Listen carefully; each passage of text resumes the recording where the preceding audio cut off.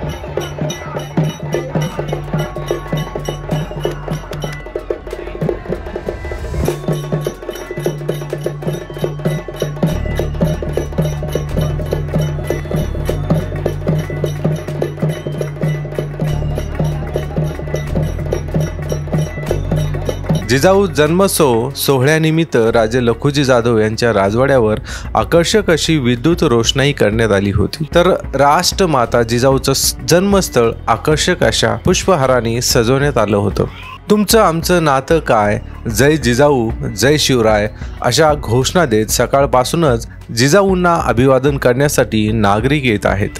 सकाळीच राजे लखोजी जाधव यांच्या वंशजांनी राजमाता जिजाऊची आरती केली आणि जिजाऊंना वंदन देखील केले आणि जिजाऊंना वंदनही केले। त्यानंतर राजवाडा परिसरामध्ये फटाक्याची आतषबाजी करत जन्मोत्सव सोहळा साजरा करण्यात आला। सकाळपासूनच राज्यातील विविध जिल्ह्यातील नागरिक जिजाऊच्या चरणी नतमस्तक होऊन अभिवादन करत होते। त्यामुळे सिंदखेड राजा येथे मोठ्या प्रमाणात गर्दी निर्माण झाली होती। राजवाड्यातील जिजाऊ जन्मस्थळ असलेल्या स्थानाला विविध रंगी फुलांनी सजवण्यात आले होते। संपूर्ण राजवाडा प्रकाशमय झाला होता। महिला, पुरुष, युवकांनी आकर्षक पेहराव करून जिजाऊंना आज अभिवादन केले। पणही जर जिजाऊ जयंतीनिमित्त सिंदखेड राजाने जर भेट दिली असेल तर आपली प्रतिक्रिया मला कमेंट बॉक्समध्ये द्यायला विसरू नका। धन्यवाद।